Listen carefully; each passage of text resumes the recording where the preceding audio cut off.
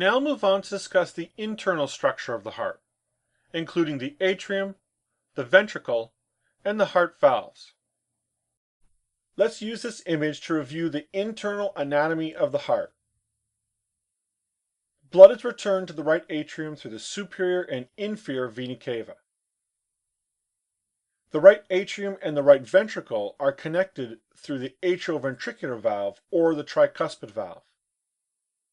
Inside the right atrium is the fossa ovalis, and the cusps of the atrioventricular valve are attached to the chordae tendineae and the papillary muscle.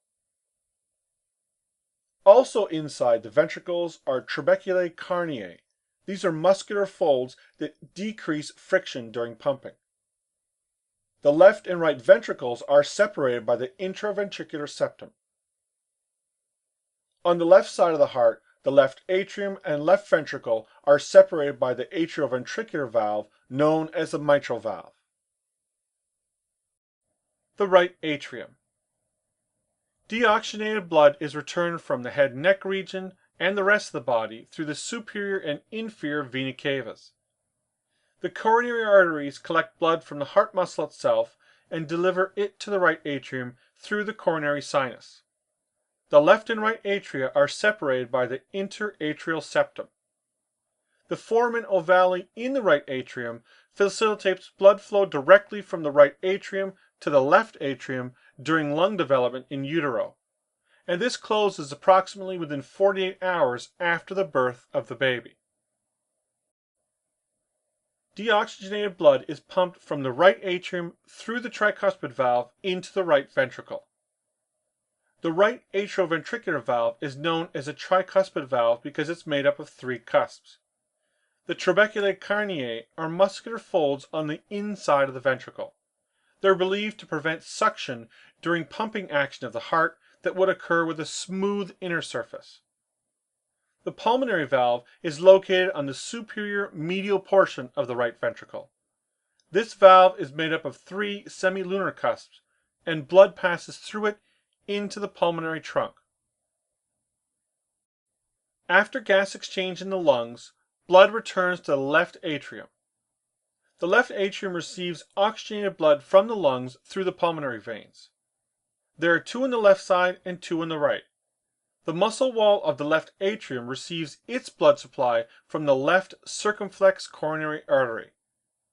In an individual in which the foramen ovale failed to close at birth, this is known as an atrial septal defect. The shunting of blood across this defect leads to a mixing of arterial and venous blood. The internal anatomy of the left ventricle. The left ventricle is the most powerful pumping chamber of the heart. Its muscular wall is the thickest, approximately 1.1 centimeters versus 0.5 centimeters for the right ventricle. The left ventricle is responsible for pumping the blood throughout the systemic circuit, as opposed to the right ventricle, which pumps blood to the lungs. The blood enters the left ventricle from the left atrium through the left atrioventricular valve known as the mitral valve. At the end of systole, when the ventricles contract, blood exits the left ventricle through the aortic valve into the ascending aorta and on to the rest of the body. The interior surface of the left ventricle has more prominent trabeculae carneae and two large papillary muscles attached to the bicuspid mitral valve. The heart valves. The heart valves on the right side are the atrioventricular valve or tricuspid valve. The atrioventricular valve on the left side is a bicuspid valve. The two semilunar valves of the heart are the aortic valve, which separates the heart from the arch of the aorta, and the pulmonary valve, which separates the heart from the pulmonary trunk. The heart valves separate the atria from the ventricles and the arteries and veins connected to the heart, such as the pulmonary artery and the pulmonary veins. The heart valves can be opened for filling, and they're open due to pressure in the ventricle. These valves found between the atria and ventricles are known as atrioventricular valves or AV valves. The AV valve on the right is a tricuspid valve, and it has three flaps. The AV valve on the left is a bicuspid valve, and it has two flaps. The two atrioventricular valves of the heart have unique attachments. Attached to the cusp are chordae tendineae, and those are attached to papillary muscles. The cusps of the heart valve open during the cardiac cycle to permit blood flow past them into the ventricles. The cusp itself is attached to the wall of the heart through the chordae tendineae and the attached papillary muscle. The tension of the papillary muscle keeps the cusp of the heart valve from inverting and prevents the regurgitation of blood. For example, tension on the cusp of the AV valve prevents the regurgitation of blood into the atria when the ventricles contract. Let's look at the action of the valves during systole and diastole. When the ventricles are relaxed, the right atrioventricular valve and the left atrioventricular valve are open. These allow filling of the ventricles with blood. During this phase of the heart cycle, the semilunar valves are closed, preventing blood from entering the aorta and the pulmonary trunk. The semilunar valves, aortic and pulmonary, are not attached to chordae tendineae. Instead, the three cusps support each other when closed. Ventricular contraction or systole. During ventricular contraction, the atrioventricular valves are swung closed by the blood moving back to the atria. As blood is pumped out of the ventricles, the semilunar valves are now open. This allows blood from the right ventricle to enter the pulmonary trunk and blood from the left ventricle to enter the arch of the aorta and move on towards the rest of the body. The following is a clinical note on mitral valve prolapse. Mitral valve prolapse is a form of heart disease that's characterized by the movement of an abnormally thickened or enlarged valve cusp that's displaced into the left atrium. The displacement occurs when the ventricles are contracting during systole, and the mitral valve is normally closed. This form of heart disease can range from mild or non-classic to severe or classic. The diagnosis is based on the results of a physical exam and through echocardiography. The swirling and regurgitation caused by an incompletely closed mitral valve creates a heart murmur, and it can be visualized on echocardiography. Most patients with a mild form are followed long-term with no specific treatment. In more severe cases, they require the use of medications to treat chest pain, such as beta blockers, and in some cases, surgery is required to replace the valve. Let's review blood flow through the heart. The blood returning to the heart from the body enters the right atrium through the superior and inferior vena cava. The superior vena cava collects deoxygenated blood from the head and neck region, and the inferior vena cava from the trunk and limbs. These two veins deliver the blood into the right atrium. The right ventricle pumps the blood under low pressure through the pulmonary artery to the lungs for gas exchange. The pulmonary artery transports deoxygenated blood from the right ventricle to the lungs.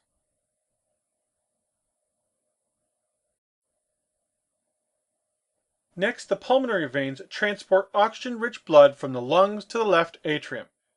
The left atrium is a reservoir of oxygenated blood from the lungs. The left ventricle then pumps the oxygenated blood under high pressure to the body. This creates the systemic arterial pressure. The walls of the left ventricle are 3 to 6 times thicker than those of the right ventricle. As the heart beats, pressure is generated within the arterial system and is transmitted to the venous system. Blood flow through arteries is driven by pressure and the elastic recoil of the arteries. The cardiovascular system is composed of a systemic circuit and a pulmonary circuit. Let's discuss these two circuits of blood flow. The pulmonary circuit of blood flow. The flow of blood into the lungs for oxygenation is known as the pulmonary circuit. It's as follows. Deoxygenated blood is returned to the right atrium from the body and is then pumped into the right ventricle through the tricuspid valve. Next, the blood from the right ventricle is pumped through the pulmonary semilunar valve into the lungs via the pulmonary arteries. Within the lungs, the blood releases carbon dioxide, takes up oxygen, and leaves the lungs through the pulmonary veins. The systemic circuit of blood flow. After gas exchange has taken place in the lungs, the blood enters the systemic blood flow circuit. Once it leaves the lungs, the oxygenated blood enters the left atrium and is pumped into the left ventricle. Next, the blood is pumped out of the left ventricle through the aortic valve into the arch of the aorta and the aorta itself. After the oxygenated blood passes through the arch of the aorta, it's distributed to the tissues through the systemic arteries, arterioles, and tissue capillary beds. The blood supply to the myocardium or heart muscle itself is delivered through the coronary blood vessels. The coronary blood vessels are the right coronary artery, which is divided into an atrial branch and a marginal branch, and the left coronary artery, which gives rise to the circumflex branch, the anterior intraventricular branch. The coronary circulation provides the blood supply to the muscle tissue of the heart itself. It's made up of the two main arteries, the right coronary and the left coronary. These two arteries originate at the base of the ascending aorta. The right coronary artery originates at the base of the ascending aorta and then travels down the right side of the heart. This blood vessel supplies the right atrium, as well as portions of the left atrium, the right ventricle, as well as portions of the left ventricle, and portions of the interventricular septum and the conducting system of the heart. The left coronary artery.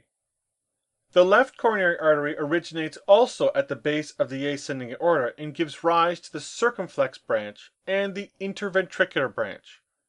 The regions of the heart supplied by these blood vessels are the majority of the left ventricle, a small portion of the right ventricle, the majority of the left atrium, and the anterior portion of the interventricular septum.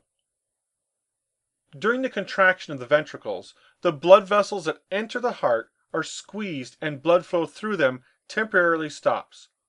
Also at this time, the blood vessels that do not penetrate the heart muscle and travel on the surface remain open and transport blood.